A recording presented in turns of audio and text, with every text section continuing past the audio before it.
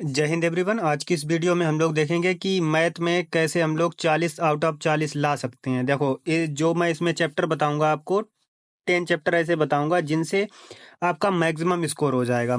चलिए तो बात करते हैं। ये हैं वो 10 चैप्टर जहां से आपके मैक्सिमम 17 से 18 क्वेश्चन बन जाएंगे। ठीक है, सब और जिस सीक्वेंस में मैंने लिखा है इसी सीक्वेंस में आपको पूरा करना है। पहले परसेंटेज कर प्रॉफिट एंड लॉस और डिस्काउंट करना है, परसेंटेज, सिंप्लीफिकेशन और ये time and work ratio, proportion, CI SI, average, 3D 2D।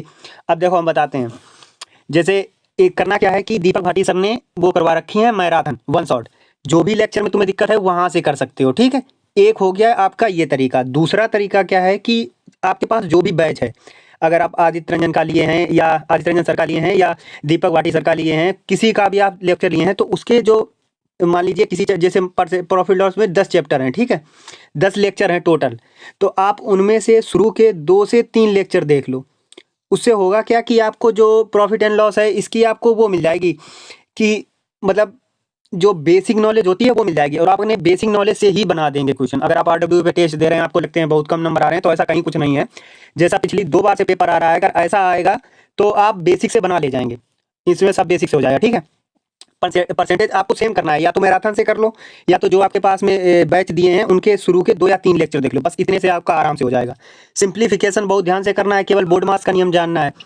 Time and work में आपको ये पता होना चाहिए, ए इतनी देर में करता है, बी उतनी देर में करता है, A+B कितनी देर में करेंगे, बस ये वाला पूरा वो चाहिए।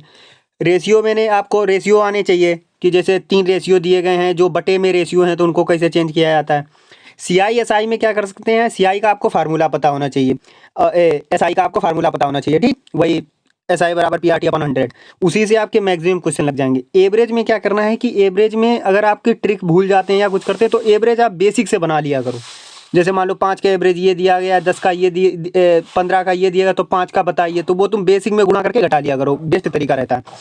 2D 3D में तुम्हें बहुत ज़्यादा कुछ करने की आवश्यकता नहीं है। 2D 3D में क्या करना है कि जो फार्मूले होते हैं, जैसे मानो वर्ग हो गया, ठीक, आयत हो गया, इसके बाद में त्रिभुज हो गया, घन हो गया, घनाभ हो गया, इन सब के तुम्हें फार्मूले याद कर लेने हैं। 90% चांस है कि तुम्हारा क्वेश्चन फार्मूले से ही बन जाएगा। ठीक है, तो आपके फार्मूले याद कर लेने हैं और बहुत ज़्यादा 2D 3D में आपको नहीं पढ़ना है, मतलब CGL जितना नहीं पढ़ना है। अब बात करते हैं नंबर सिस्टम की।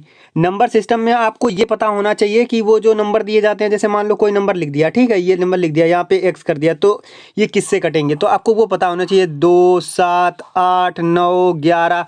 इसमें 9 और 11 और 8 ज़्यादा इंपॉर्टेंट है। इनके आपको नियम पता होने चाहिए कि 9 है तो सारे कटने चाहिए, 3 है तो सारे कट जाएंगे, 11 है तो ऑड और इवन को घटा के या तो 0 आए या तो 11 का मल्टीपल आए। ये सब चीज़ें आपको पढ़नी है इसमें नंबर सिस्टम में, और बहुत ज़्यादा नंबर सिस्टम में नहीं पढ़ना है।